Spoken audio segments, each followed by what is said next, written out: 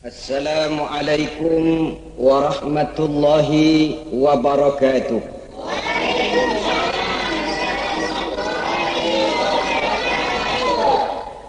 Bismillahirrahmanirrahim. Alhamdulillahi rabbil alamin. Wassalatu wassalamu ala ashrafil anbiya'i wal mursalin Sayyidina wa maulana Muhammadin wa ala alihi wa ashabihil mujahidin at-tahirin, amma ba'du. Bapak-bapak, ibu-ibu, saudara-saudara kaum muslimin rahimakumullah. Pada pertemuan terdahulu kita telah membicarakan bagaimana memilih jodoh menurut tuntunan agama Islam. Maka pada pertemuan kali ini pembicaraan akan kita tingkatkan kepada bagaimana membina mahligai rumah tangga bahagia dengan menitik beratkan pembicaraan kepada kewajiban bersama baik sebagai suami maupun sebagai istri. Banyak rumah tangga bahagia tercapai apa yang menjadi cita-cita dan tujuan, tetapi tidak jarang rumah tangga yang tenggelam sebelum sampai ke pantai yang akan dituju. Pada saat-saat perkenalan seseorang dalam usahanya mencari jodoh, dia merasa bahwa pasangannya itulah yang akan memberikan kebahagiaan kepadanya. Hari-hari di mana terjadi pertemuan selalu menjanjikan dan menyanyikan keindahan. Bahkan sehari tak bertemu rasa seminggu, seminggu tidak bertemu rasa sebulan, sebulan tidak ketemu pingsan.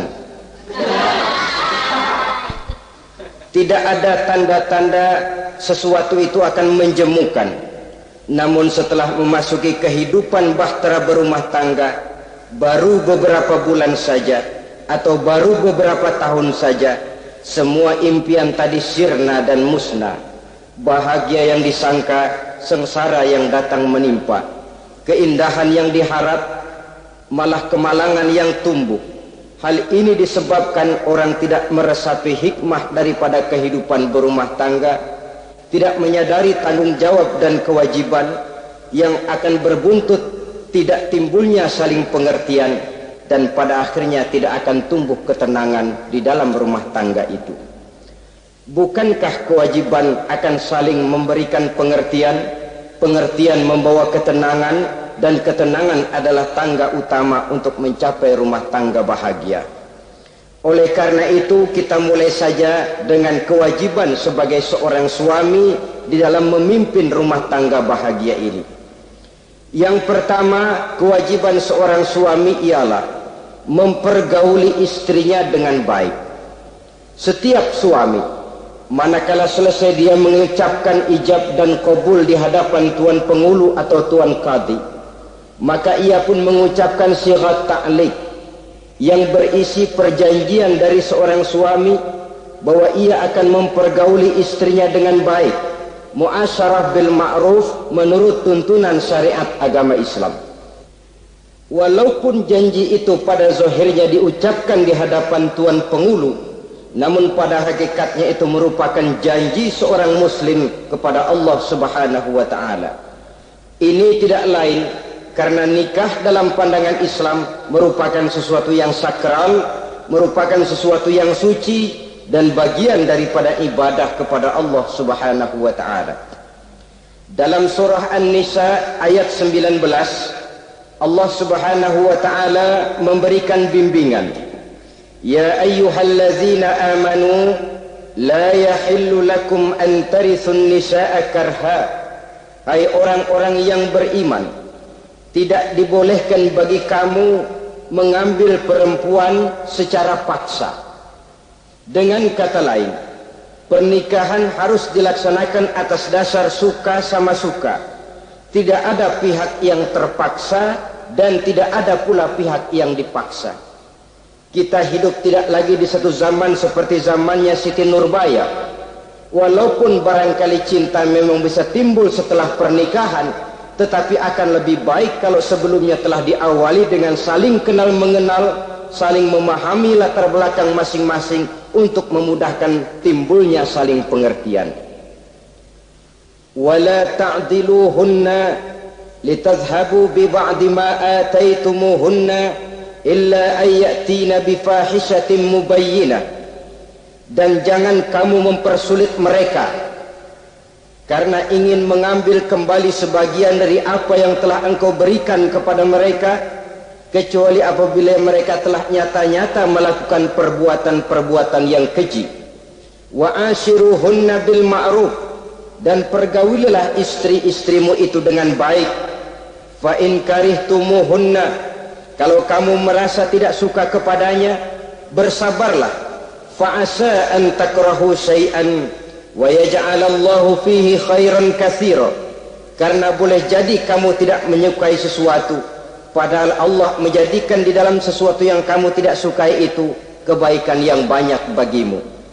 Ini merupakan tuntunan umum betapa seorang suami harus mempergauli istrinya dengan baik, muasyarah bil ma'ruf, menurut tuntunan syariat agama Islam. Karena bagaimanapun hak milik seorang suami terhadap istrinya adalah milkul manfaah, milik untuk mengambil manfaat, bukan milkul mutlak seperti seorang memelihara budak umpamanya, yang bisa dihitam putihkan, bisa dijungkir balikan, bisa diperlakukan sekehendaknya. Itu bertentangan dengan tuntunan agama kita. Adalah kewajiban seorang suami mempergauli istrinya dengan baik. Kemudian yang kedua, seorang suami harus menaruh perhatian, menjaga kehormatan, dan bila perlu turut membantu dan menolong pekerjaan istrinya. Menaruh perhatian sampai kepada hal-hal yang kecil, sehingga si istri merasa bahwa dia mendapat perhatian. Ada tempat dia mengadu, ada tempat dia melarikan persoalan, ada tempat dia bercerita. Sejak dari tingkah laku, berpakaian, berperhiasan, make up, dan lain sebagainya.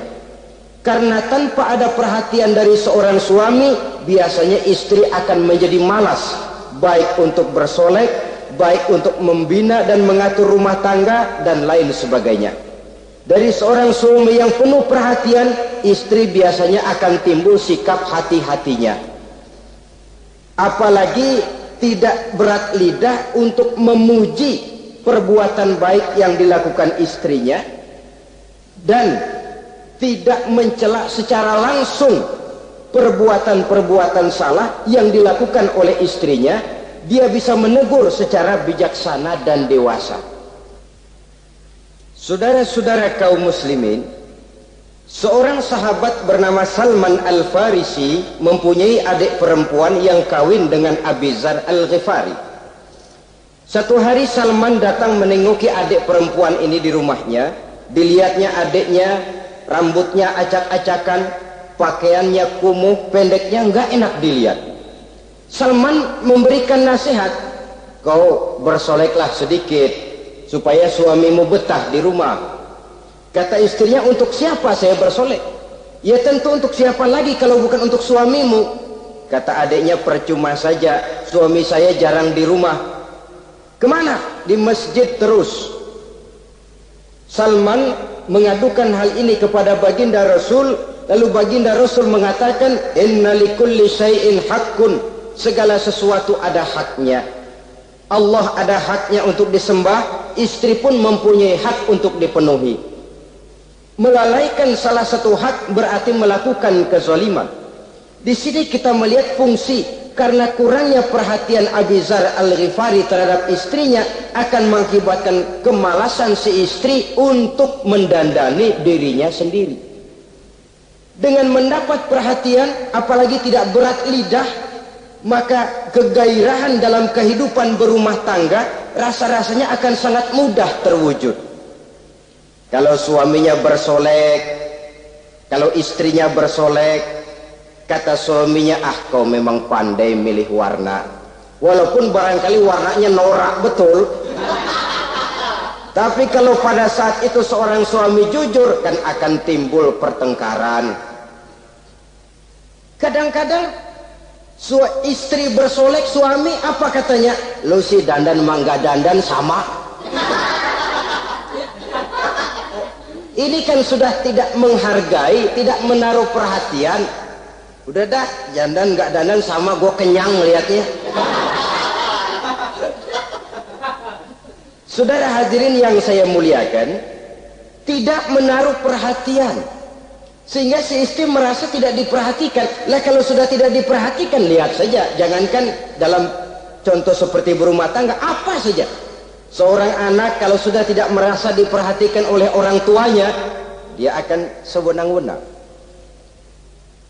Begitu juga seorang pegawai kalau sudah tidak merasa diperhatikan oleh atasannya, semaunya kerja. Pun seorang istri kalau dia merasa sudah tidak diperhatikan oleh suaminya, akibatnya dia akan dandan semaunya, dia akan ngurus rumah tangga semaunya, dia akan memasak masakan semaunya. Lah kalau sudah semaunya begini, alamat tidak akan ada keharmonisan di dalam kehidupan rumah tangga itu sendiri. Suami yang baik sangat menaruh perhatian kepada istrinya, dari hal yang kecil sampai pun kepada yang sebesar-besarnya. Tapi tidak berarti nyeleneh. Apa itu nyeleneh? Menaruh perhatian bukan selalu mau ingin tahu. Jangan lantas suaminya yang beliin bedak, suaminya yang beliin. Itu nyeleneh namanya. Overacting, terlalu berlebih-lebihan sampai kepada sesuatu yang tidak pada tempatnya. Di samping menaruh perhatian, juga menjaga kehormatan. Dan bila ada waktu, dia turut membantu, menolong pekerjaan daripada istrinya. Bukankah seorang perempuan mau melakukan nikah dengan seorang laki-laki karena dia menambahkan hidup yang bahagia? Terus terang saja kan kadang-kadang istri kita ini lebih banyak borongan. Yang saya maksud borongan artinya ya sebagai istri ya dia, ya nyuci ya dia, ya masak ya dia, ya membersihkan rumah tangga ya dia. Istri borongan. Baiklah kalau barangkali memang kondisi ekonomi kita belum menunjang ke arah sana.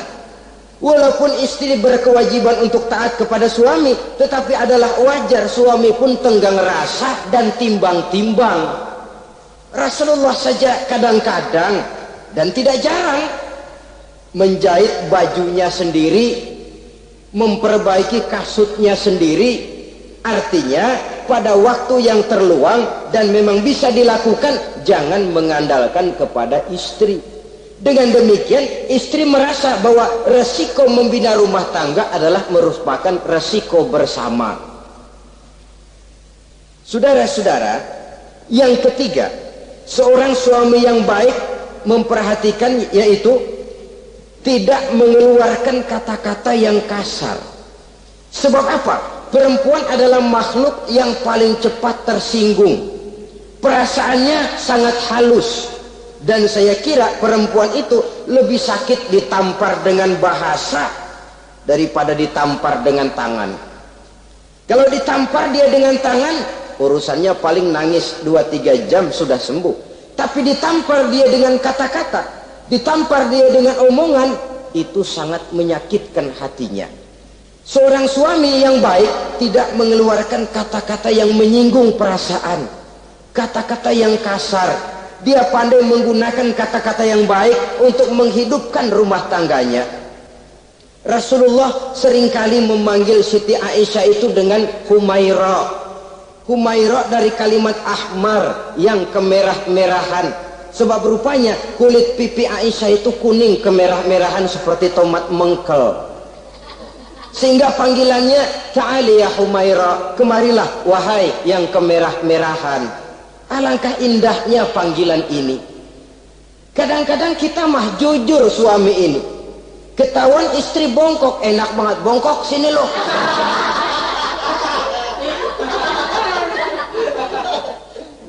Jujur tapi nyakitin. Saudara-saudara, kadang-kadang inilah ya, bahasa perbuatan sangat besar pengaruhnya dalam menciptakan keharmonisan di rumah tangga. Pacaran mah manggilnya yang, mau kemana yang? Udah endah aja udah. Begitu berumah tangga masih indah kakanda. Punya anak satu, bapaknya anak-anak. Punya anak dua, bapak loh. Sudah 3 anaknya, bapak hilang eluh manggilnya. Panggilan ini mengalami pergeseran.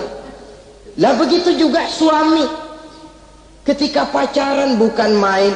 Ketika baru melakukan akad nikah sedang honeymoon bulan madu, asik betul. Kemana-mana selalu bersama. Kondangan selalu bersama. Resepsi pergi bersama. Jalan bergandengan tangan. Istri sedikit terpeleset. Khawatir bukan main. Hati-hati yang.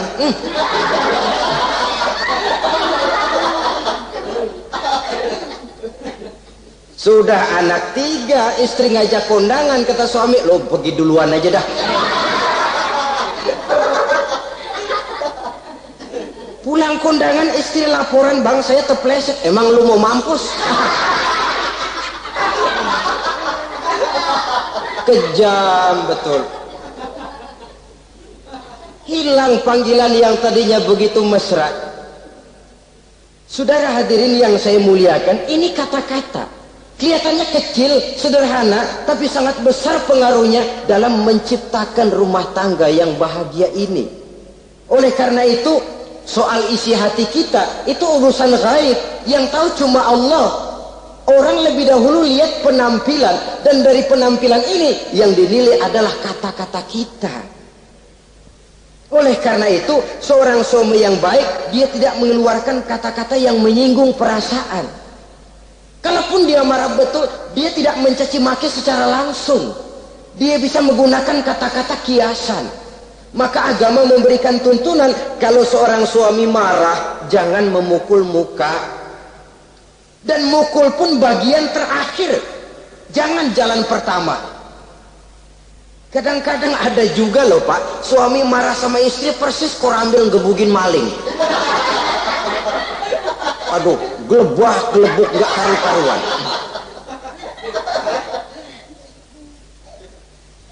Jangan, kata agama, kalau kau memang ya melihat tingkah laku istrimu yang tidak enak, tegur dengan kata-kata lemah lembut. Lemah lembut tidak bisa, sedikit keras. Sedikit keras masih nekat, bentak.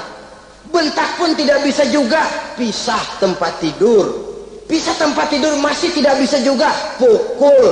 Jangan mukanya, bagian lain dari tubuh. Itu pun tujuannya bukan untuk menyakiti, tapi untuk mendidik. Saudara hadirin, misalnya istri tidak sholat, suami tampil, bu sholat. Mbok ya malu sama tetangga kalau tidak sholat. Dengan lemah lembut masih tidak kena, besok kencengan dikit ngomongnya. Mari kan udah saya bilangin sholat 2 kali, belum mau juga. Oh sholat gak nih? Mulai naik tensi omongan. Masih nekat. Begini saja, saya dari kalem sampai bentak udah. Sekarang kamu gak mau juga sholat, saya mulai gak enak pikiran. Mulai ntar malam kamu tidur kamar depan, saya kamar belakang. Pisah tempat tidur. Kadang-kadang kan gak kuat emosi, kalau sudah marah sama istri ngebludak, lalu istri diusir, sudah pulang ke rumah monyang muzar.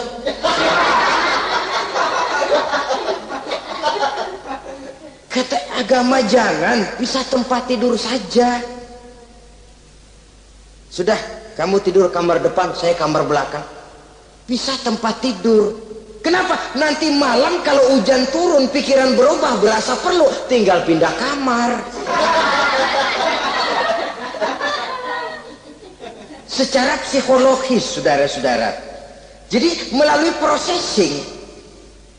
Oleh sebab itu, kata-kata sangat besar pengaruhnya di dalam membina kehidupan berumah tangga.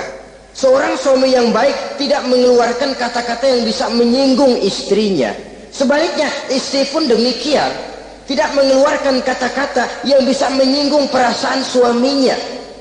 Sebab lebih dosa besar kata-kata suami istri yang menyinggung suaminya, walaupun sama dosanya ya, Tapi lebih besar ketersinggungan seorang suami ketimbang seorang istri ini. Namun agama memberikan tuntunan suami lebih dahulu yang diajarkan. Jangan mengeluarkan kata-kata yang bisa menyinggung perasaan. Baik itu menyangkut dandanan istri, caranya pakaian, caranya jalan, ataupun masakannya. Masakannya sekalipun tidak kita sukai, ya ndak usah. Misalnya sayur keasinan, begitu dicobain mentelang mata pelatat melotot keasinan, ndak usah lantas tolak pinggang, lu masak melotot ya, ndak usah. Saudara hadirin yang saya muliakan, jadi itu dari segi masakan. Dari segi pakaian, umpamanya istri kita berpakaian tidak sesuai dengan tuntunan agama, cukup kita bisa berkata, pakaianmu sebenarnya bagus, motifnya, potongannya, kainnya, cuma mbok kok kelihatannya kok potongan badanmu kok kelihatan betul dengan terbungkus pakaian seperti itu. Alangkah lebih baiknya, nah dengan demikian istri nggak terlalu tersinggung daripada sudah dandan bagus-bagus lalu istri suami ngobrol kata yang nggak enak. Bagus lo kayak nangka dikerosoin.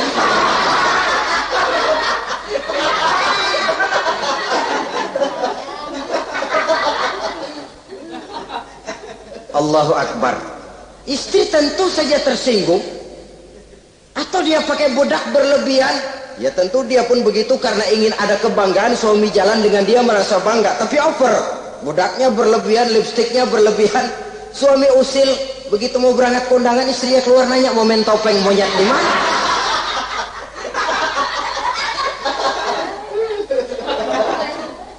Tentu dia akan tersinggung karenanya. Jadi saudara-saudara, ini yang ketiga. Yang keempat, seorang suami yang baik jangan memberikan pekerjaan di luar batas kemampuan istrinya. Oh, tugas istri itu nyaris 1 kali 24 jam. Seorang suami bagaimanapun payah dia bekerja, pulang dia bisa istirahat, tidur malam dia bisa tidur dengan nyenyak. Tapi seorang istri, apalagi dia punya anak kecil, bayi misalnya, itu nyaris jam kerjanya 1 kali 24 jam. Sejak bangun tidur sampai tidur lagi, bahkan tidurnya pun selalu diusik oleh anaknya. Anaknya kalem, bapaknya ngusik.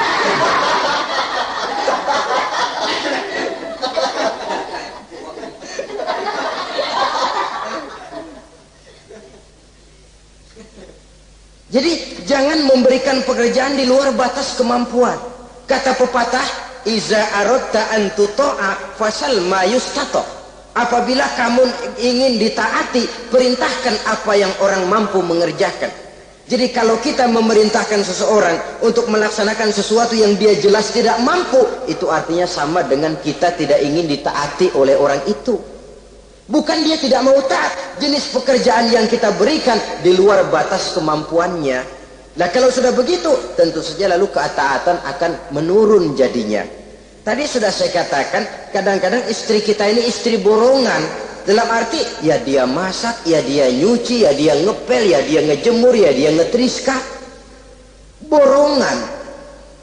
Terlalu berat tugasnya. Oleh karena itulah seorang suami yang baik, dia harus tenggang rasa, timbang diri, tidak memberikan pekerjaan yang di luar batas kemampuan daripada istrinya. Sebaliknya istri pun mengimbangi. Kalau memang dia mampu, jangan pura-pura tidak mampu karena merasa dimanjakan oleh istri suaminya. Karena merasa dapat angin dimanjakan, mestinya mampu lalu berpura-pura tidak mampu. Apalagi istrinya suaminya sedikit-sedikit mau menolong dia. Dari posisi ini nanti bisa berbalik loh. Karena terlalu memanjakan istri bisa membludak.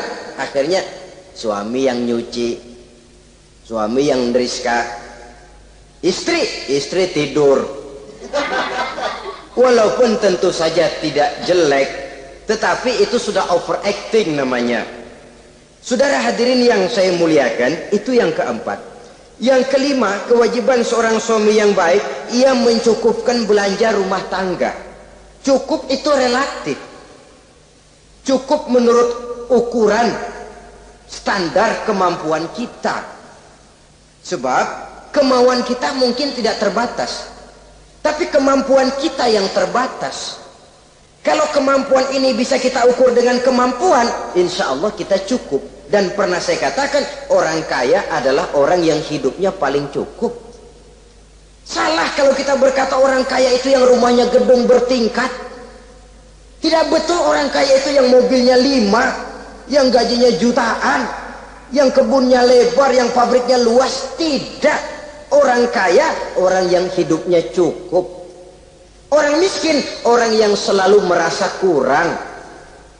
Jadi kalau ingin jadi orang kaya, resepnya gampang sekali. Cukup dengan apa yang diberikan Allah, kita sudah kaya. Tapi kalau ingin miskin, maka bukalah mata selebar-lebarnya. Bagaimanapun banyak nikmat Allah diberikan kepada kita, tidak pernah ada rasa cukupnya. Dikala itu akan tertanam sifat kemiskinan dalam diri. Maka ukuran cukup ini yang relatif. Jadi kalau kita memang ekonomi menengah ke bawah, jangan ingin cukup seperti halnya ekonomi menengah ke atas. Nah, saudara-saudara, di samping belanja rumah tangga yang menyangkut makan, minum, pakaian dan sebagainya, bila ada kelebihan rizki, juga perhiasan untuk istri. Karena istri itu zinatul hayati dunia, perhiasan hidup di dunia. Jangan lalu berat hati, kan suami yang peras keringat, banting tulang, pergi pagi pulang sore. Mestinya suami dulu dong cukupi pakaiannya. Betul, kelihatannya memang begitu, tapi jangan lupa istri kita bagian daripada hidup kita.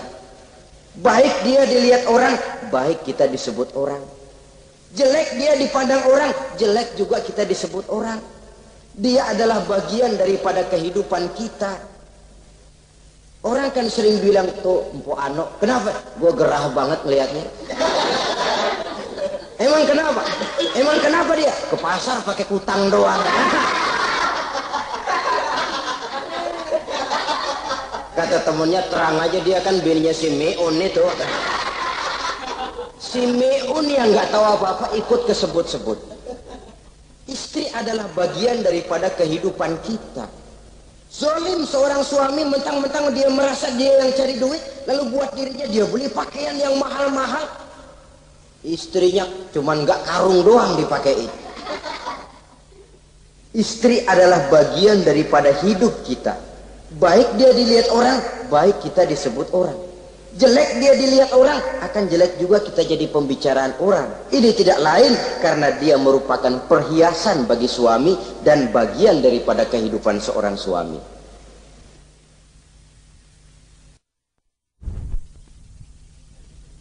Adalah satu perbuatan zolim misalnya, kalau seorang suami manakala dia beroleh rezeki parkir di restoran. Kalau tidak ada duit, baru dia pulang ke rumah.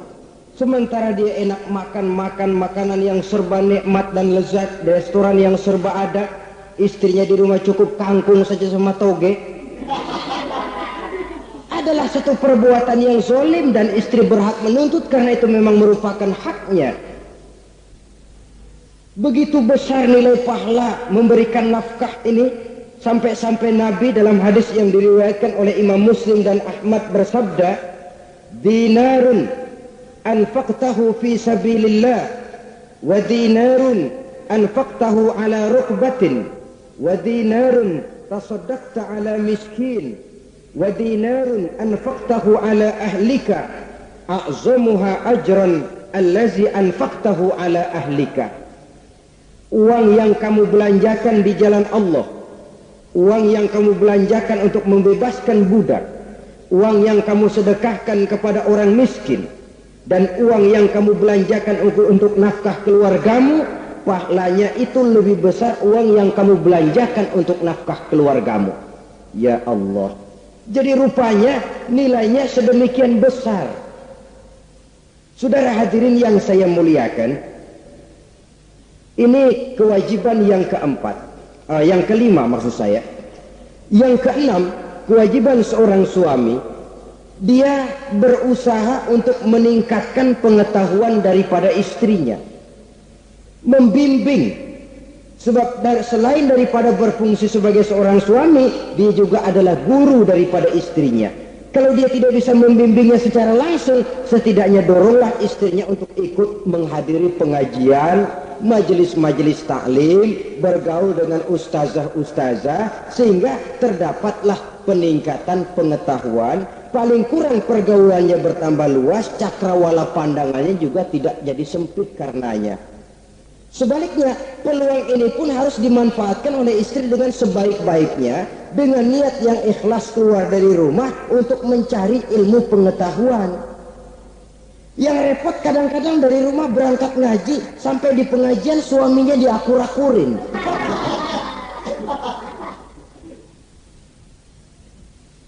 Atau tetangganya jadi bahan gunjingan. Ngajinya cuma setengah jam, ngomongin orangnya sejam setengah. Ini malaikat bingung, kacau amat nih orang. Ini yang kadang-kadang menimbulkan hal-hal yang negatif, padahal keluarnya dari majelis taklim, keluarnya dari pengajian. Tapi karena di pengajian yang dilihat adalah gelang temennya, anting temennya, rantai temennya, lalu walaupun nggak tahu belaga, tahu baru dapat berita burung, katanya si Ano, oh iya Ano.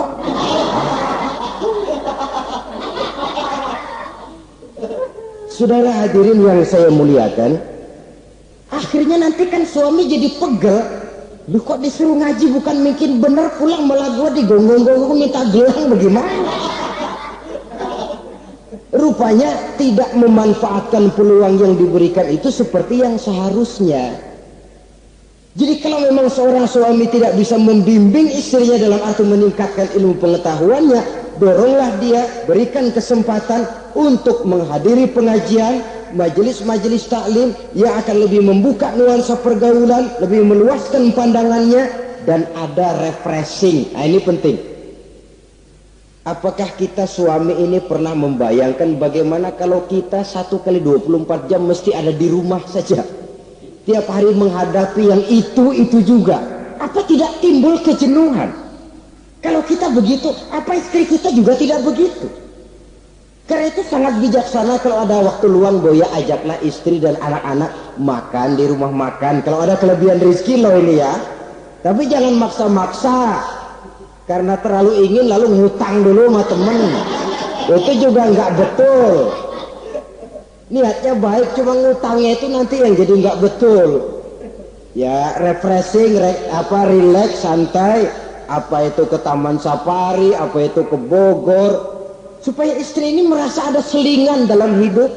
Tidak jenuh, tidak monoton. Sebab kalau dia jenuh, akhirnya kan gua ublek-ublek di depan dapur mulu. Saudara hadirin yang saya muliakan, kejenuhan ini pada suatu saat kan akan meledak. Nah, kalau meledak tanpa tersalurkan, dia akhirnya akan mencari saluran sendiri. Iya kalau positif, kalau negatif, inna lillahi wa inna ilaihi raji'un jadinya. Oleh karena itu, seorang suami yang baik berkewajiban meningkatkan pengetahuan istrinya. Sebab boleh jadi istri tidak melaksanakan kewajiban karena tidak tahunya. Nah kalau istri nggak tahu, jangan digoblok-gobloki. Mestinya dibimbing, diberikan kesempatan ngaji. Kamu sudah disuruh gini aja kok nggak bisa, memang goblok kamu ini. Memang bukan dibimbing malah digoblok-gobloki. Lalu istri kan apa ya? Bahasa Perancisnya nelongso. Apa nelongso? Narik diri. Apa katanya?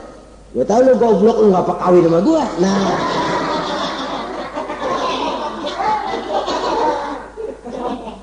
atau pada kata yang lebih nggak enak, gue digoblok-goblokin juga, dipakai juga. Nah,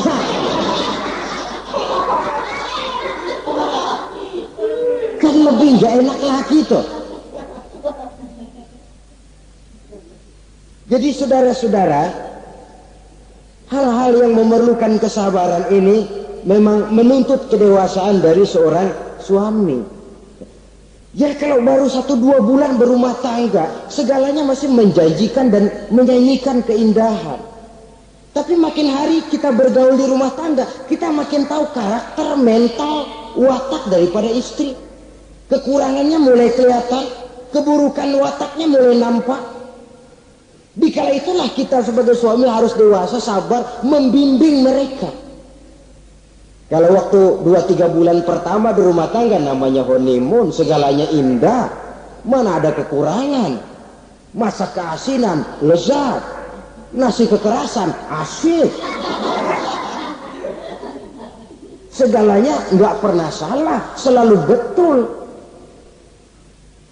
Suami istri masak keasinan, lihat si suami melotot makan, nanya, bang sayur keasinan? Enggak. Soal keasinan bagus, keasinan masih bagus. Kenapa? Udah endah aja. Tapi mampukah ini bertahan? Ini yang jadi masalah, mempertahankan suasana kebaruan itu. Saudara hadirin yang saya muliakan, yang ketujuh, kewajiban suami ini, suami yang baik, memberi kesempatan kepada istri untuk nengok, bersilaturahmi dengan orang tuanya, kerabatnya, atau tetangganya. Walaupun nanti ya, istri tidak boleh menggunakan ini secara salah. Karena apa? Karena orang tua dan mertua itu cuma istilah. Hakikatnya ya sama. Yang mertua ya orang tua. Ya apalagi orang tua. Itu cuma satu istilah. Perbedaan istilah tidak harus menyebabkan kita berbeda sikap. Jangan kalau mertua yang datang, suami curiga, lalu istri didorong-dorong. Babe lu tuh datang. Babe lu katanya. Lalu belum apa-apa sudah buruk sangka. Biasa babe lo, biasa katanya. Nah biasa ini sudah nggak enak tuh. Biasa datang bawa jeruk, pulang minjem duit. Allahu Akbar. Ini kan sudah menanamkan rasa nggak enak. Malah akan lebih baik kalau mertua yang datang, suami menyambut lebih dahulu, sehingga akan nampak kecintaannya. Tidak lagi membedakan antara mertua dengan orang tua, karena itu cuma sekedar istilah. Memberikan kesempatan, dan seorang istri pun walaupun akan ke rumah orang tuanya sendiri, izin suami itu wajib. Jangan merasa saya kan mau ke rumah orang tua sendiri, kepada orang tua kan ibadah, wajib, betul. Tapi setelah punya suami, ranking pertama suami. Bukankah saudara pernah dengar satu riwayat, seorang sahabat akan pergi jihad di jalan Allah, perang membela agama. Ketika akan berangkat dia pesan sama istrinya, aku mau perang membela agama. Aku pesan, kalau aku belum pulang ke rumah, kau jangan keluar rumah. Baik bang, berangkatlah si suami dengan iringan doa istrinya. Nah, ini istri yang baik ya. Suami pergi kantor, istri doa. Di situ letak kerjasama. Suami buka warung, istri sembahyang duha. Di situ letak kerjasama. Ya Allah, kata istri dalam duhanya itu, mudahkan rezeki suami saya. Kalau memang rezekinya masih di langit, turunin ya Allah. Kalau masih terpendam di perut bumi, keluarkan ya Allah. Kalau masih jauh, dekatkan ya Allah. Ikhlas melepas suami dengan iringan doa. Suami pun berusaha, lalu lapang terasa jalannya. Tapi kalau dari berangkat keluar rumah sudah dilepas oleh bemo, tahu bemo? Monyong. Itu suami berangkat juga hatinya sudah kusut, sudah tidak dilepas dengan doa. Lalu si istri juga barangkali suaminya berangkat ngedumel. Ya, jangan dikasih rezeki dah Tuhan, ntar dikasih rezeki jangan kawin lagi. Nah.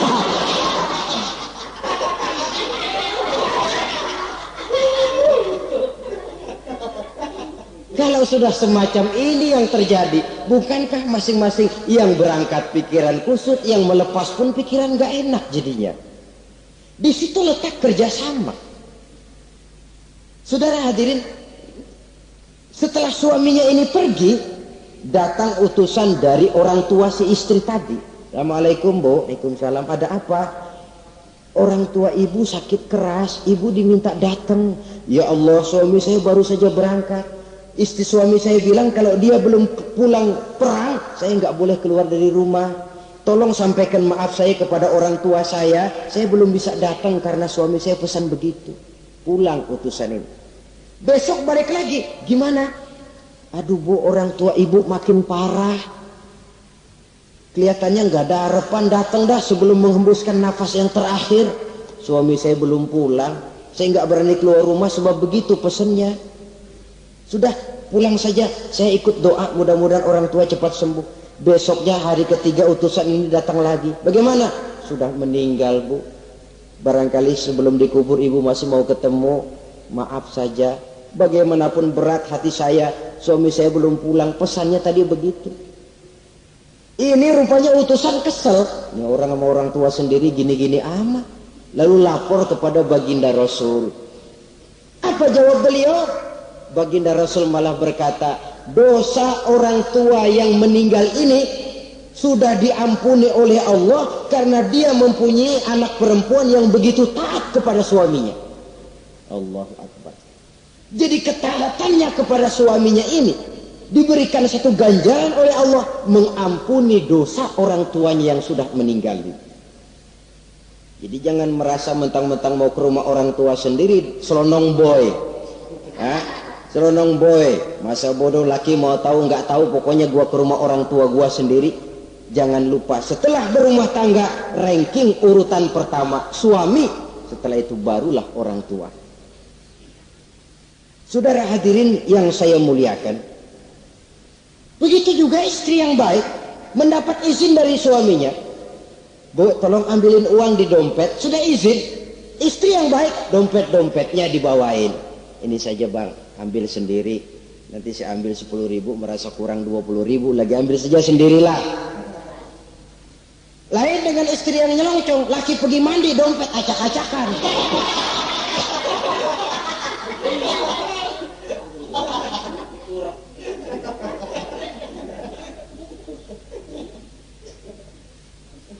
Saudara hadirin yang saya muliakan, baik silaturahmi itu kepada orang tua atau kerabat, famili, andai tolan, keluarga lain ataupun tetangga. Tetangga itu perlu sepanjang dia menghasilkan nilai-nilai positif, karena memang kita makhluk bermasyarakat. Yang tidak boleh kalau dengan bertetangga itu lalu menghasilkan hal-hal yang negatif. Saudara hadirin yang kedelapan, seorang suami yang baik wajib bersikap lapang dada dan sabar menghadapi kekurangan-kekurangan yang ada pada istrinya. Lapang dada dan sabar, sebab memang membangun manusia itu lebih sulit dari membangun jembatan. Kalau memperbaiki jembatan mungkin seminggu 2 minggu selesai, tapi memperbaiki watak seseorang memerlukan waktu lama. Prosesnya diperlukan kesabaran, sikap lapang dada dan sebagainya. Seorang suami harus bersikap lapang dada dan sabar menghadapi kekurangan-kekurangan yang ada pada istrinya. Dan kekurangan-kekurangan itu tidak lalu dia ceritakan kepada yang lain. Kan ada toh kadang-kadang suami kalau ngobrol sama temennya, kekurangan istrinya jadi topik diskusi. Bini gue payah banget dah.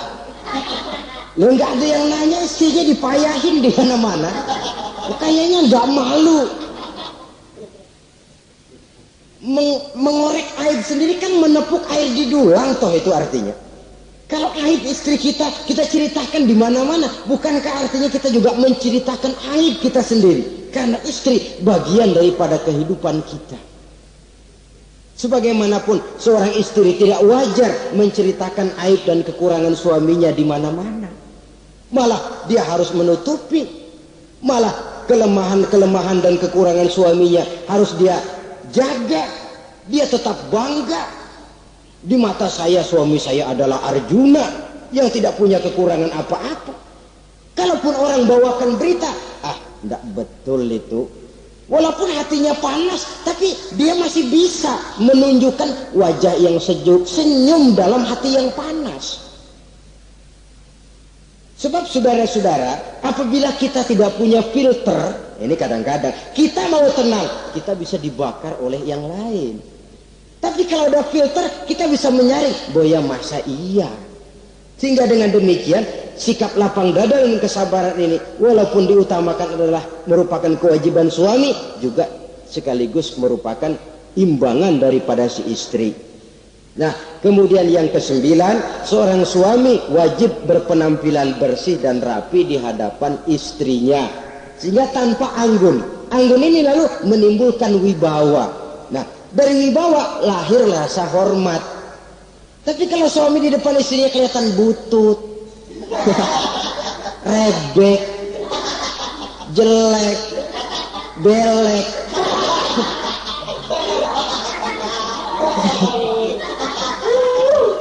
kata istrinya, jodoh gua apes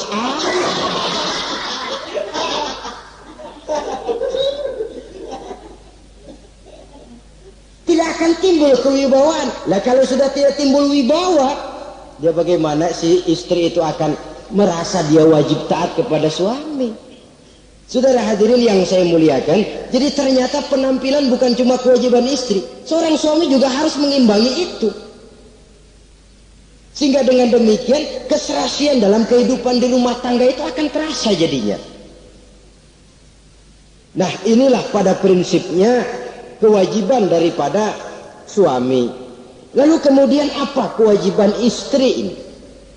Yang pertama, saudara-saudara, terutama ibu-ibu tentu, istri itu berkewajiban untuk taat dan patuh kepada suaminya. Sepanjang perintah suaminya itu tidak untuk bermaksiat kepada Allah. Jangankan amalan yang mubah, amalan yang sunnah saja tidak diizinkan oleh suami, masih dikerjakan oleh istrinya, dosa. Itu amalan sunnah. Misal saja ini ya, suami kebetulan ngambil cuti hari Senin, ada di rumah. Begitu malam Senin, kata si istri, "Bang, besok kan hari Senin, saya mau puasa sunnah." Karena istrinya santri, biasa puasa Senin Kemis. Kata suaminya, "Lu tega amat, gua tumben perek Senin. Senin ada di rumah lalu mau puasa, gua lu suruh ngapain?" Umpamanya lo ya, umpama.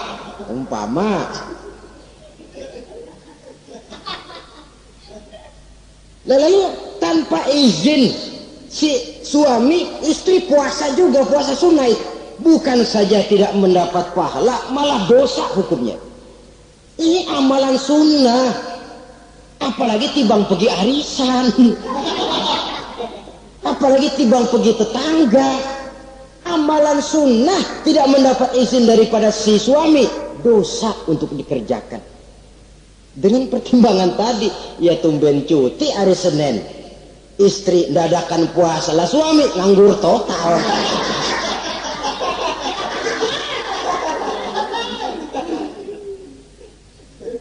Saudara hadirin yang saya muliakan, Nabi bersabda, "Ayyuma imra'atin matat wa zawjuha anha radin illa dakhalatil jannah." Apabila seorang istri, seorang perempuan meninggal dunia, suaminya ridho kepadanya, maka perempuan itu pasti masuk surga.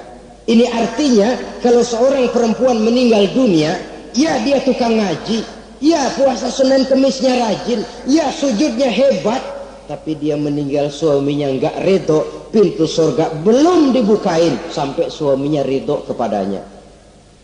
Ini begitu besar kewajiban untuk taat. Nah, di sini suami wajib ngimbangi. Jangan mentang-mentang istri wajib taat, lalu suami overacting, kerjanya cuma tulak pinggang sama nunjuk. Lo kalau gue bilang nyungsep, ya enggak. Contoh dari baginda Nabi tadi sendiri kok, beliau itu menjahit bajunya, memperbaiki kasutnya. Yang bisa ia kerjakan, nggak usah ngandeli. Saudara hadirin, yang kedua, seorang istri berkewajiban untuk memperlihatkan budi pekerti yang baik kepada suaminya. Lah, budi pekerti itu yang baik yang bagaimana? Yang diisyaratkan oleh Nabi. Apa kata beliau? khairun nisa, perempuan yang baik ialah man sarratka iza absorta, yaitu yang mengembirakan kamu apabila kamu memandang kepadanya. Satu, ini termasuk budi pekerti yang baik. Apabila dipandang oleh suaminya, dia pandai menyenangkan, menggembirakan hati suaminya. Jadi tolong ibu-ibu, jadilah istri yang siap pakai. Nah itu tuh, itu istilahnya, anytime already standby. Ya.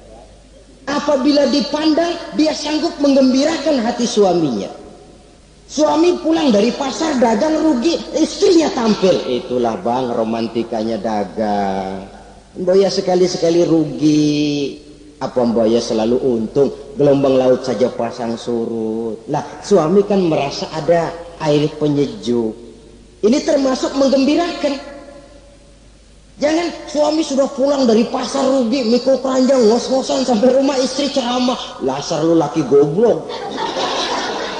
Dagang pakai rugi.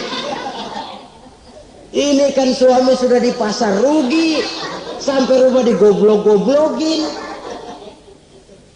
Nah itu nanti ya efeknya, suami itu kalau sudah istri nggak menyenangkan hatinya di rumah, si suami itu kena penyakit yang istilah sekarang ini penyakit broken home. Nah penyakit nggak betah di rumah. Mestinya dia kumpul di rumah, landadakan di pos hansip Jakongko. Sampai subuh lagi, sampai subuh. Sampai subuh. Saudara hadirin yang saya muliakan, pandai menggembirakan, menjadi penghibur. Usaha suami gagal, dagangnya rugi, gairahnya bekerja menurun. Di saat itu istri tampil jadi pengimbang yang baik. Sehingga dengan demikian istri suami lalu merasa ada sedikit air penyejuk. Apabila dipandang, dia pandai menyenangkan hati suaminya. Bagus kalau seorang istri pada saat ada suaminya di rumah dia berdandan, dan suaminya tidak ada di rumah dia apa adanya. Dan keliru besar, sebab dandannya seorang istri dengan niat untuk menyenangkan hati suaminya merupakan ibadah. Saudara hadirin, ciri yang kedua dari budi pekerti yang baik seorang istri itu apa? Wa tuti'aka iza amarta. Kalau diperintah dia taat kepadamu. Diperintah dia taat sepanjang perintah itu tidak untuk bermaksiat kepada Allah. Yang ketiga lagi cirinya wa tahfazu ghibataka fi nafsiha wa malika. Dia dapat menjaga diri baik pada waktu kamu tidak ada, baik menjaga dirinya sendiri ataupun menjaga hartamu. Tidak menggunakan kesempitan di dalam kesempitan. Ini ciri dari budi pekerti. Yang ketiga sekarang, kewajiban seorang istri dapat mengatur rumah tangga dengan baik dan rapi. Mengatur rumah tangga itu kan tidak perlu biaya yang mahal-mahal. Asal ditempatkan pada tempat yang serasi, komposisi warna yang cocok, tidak perlu perhiasan yang mewah-mewah. Orang lalu terkesan, rumahnya ini sejuk ya. Kenapa? Tata ruangannya kok enak dilihat, apik. Enggak karena mentang-mentang semua kepengen dilihat orang, semua ditaruh di ruang tamu. Sampai tempayan piring naik ke ruang tamu semua. Walaupun mahal, tapi kalau tidak pada tempatnya kan orang lalu, ini kok terlalu amat ya. Dapat menata, dan menata ini tentu karena pergaulan. Saudara hadirin yang saya muliakan, sehingga dengan demikian ada suasana kebetahan. Orang di rumah itu merasa seperti, itulah yang dikatakan Nabi, baiti jannati, rumah tanggaku laksana surga bagiku, laksana kebun, tempat di mana kita melepaskan lelah, tempat di mana kita menemukan ketenangan, tempat di mana kita menemukan refreshing dari segala kejenuhan dan kelelahan akibat tugas-tugas yang kita hadapi, baik di kantor, di tengah masyarakat, di pasar dan lain sebagainya. Yang keempat, jangan menambah kesulitan suami. Syukur kalau malah bisa membantunya. Bahwa ada seorang istri yang bekerja itu bagus, asal bisa menjaga diri dan bisa menjaga kepercayaan dan kehormatan daripada suaminya. Dan suami pun yakin bahwa jenis pekerjaan yang dikerjakan oleh istrinya itu tidak bertentangan dengan agama.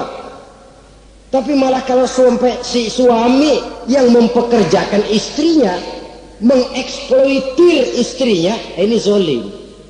Istrinya yang disuruh kerja, suami ongkang-ongkang kaki di rumah, istrinya yang peras keringat banting tulang. Ya kalau kerja, kalau dikerjain lebih parah lagi. Kan tidak sedikit toh problema rumah tangga semacam ini. Sehingga dengan demikian akhirnya apa? Kendali rumah tangga di tangan istri. Karena istri merasa dia yang cari duit, istri merasa dia yang berusaha. Kenapa dia tidak mengendalikan rumah tangganya? Dikala itu jatuhlah suami di bawah komando istrinya. Hilang wibawa, hilang karisma, tidak ada ketakutan. Malah akhirnya berbalik, seolah-olah si suami jadi istri dan si istri menjadi suami. Apalagi di zaman seperti sekarang. Walaupun pekerjaan sulit, tapi mereka yang punya wajah cantik, mudah senyum, gampang bergaul, dan mau obral, tentu banyak saja lapangan kerja yang nyata-nyata bertentangan dengan agama. Nah, yang terakhir, kewajiban daripada istri ialah hemat, cermat, rajin, dan pandai menyimpan.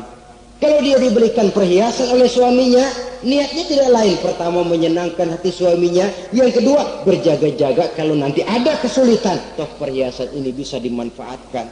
Tidak untuk show, tidak untuk sombong-sombongan, tidak untuk hebat-hebatan, tapi dua hal yang jadi pilihan utama tadi.